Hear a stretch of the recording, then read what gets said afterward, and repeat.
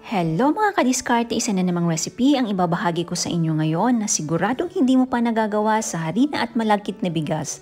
At kung interesado ka, just keep on watching. Kung bago lang po kayo sa aking channel at hindi pa nakasubscribe, please subscribe and hit the notification bell para lagi kayong updated kapag may bagong recipe upload ang Madiskarte Recipes. Para sa kompletong recipe at costing, pakipindot lang po ang description box. Andyan po ang costing kung magkano ang nagastos ko sa recipe, magkano siya pwede ibenta at magkano ang estimated na kita.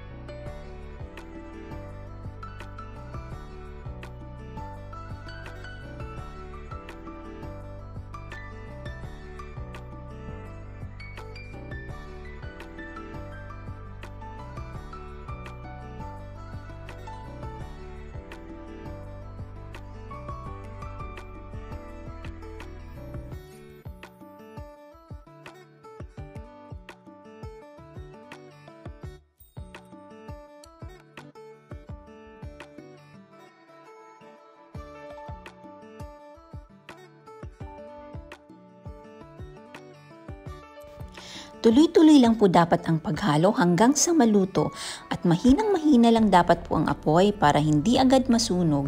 Kapag naging dough consistency na siya at nag-firm na, luto na po yan.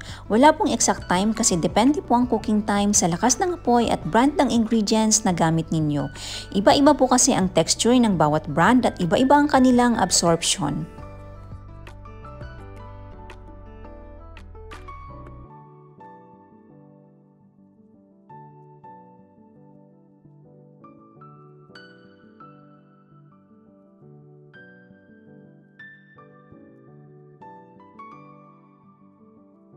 Hindi ko na po ipapakita ang step-by-step procedure para sa dark chocolate.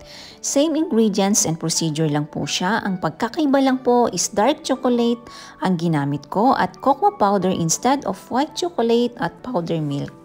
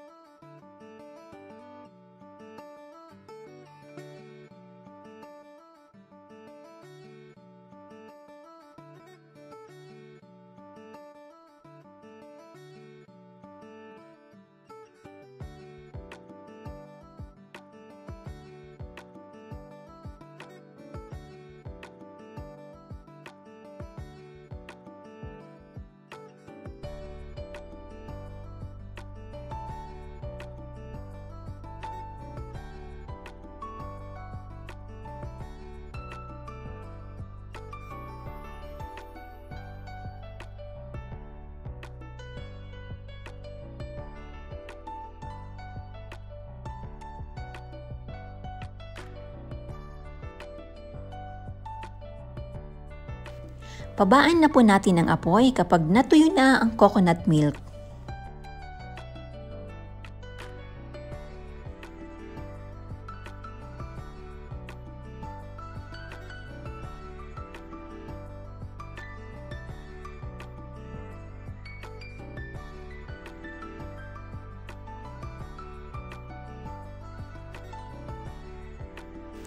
Kapag lumalabas na ang oil ng coconut milk at super sticky na siya at medyo mahirap na haluin, luto na po ang ating sticky rice.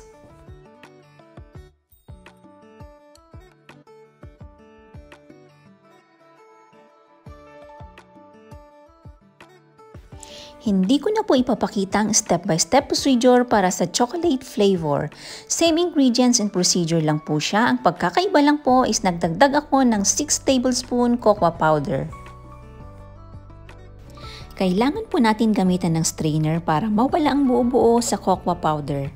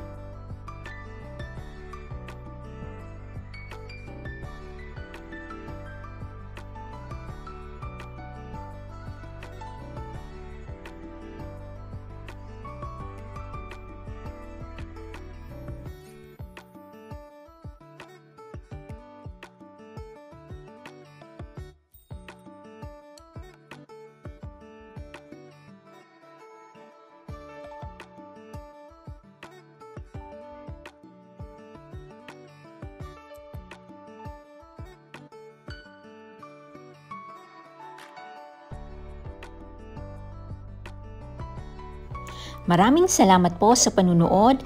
Hanggang sa muli na pagbahagi ng Madiskarte Recipes.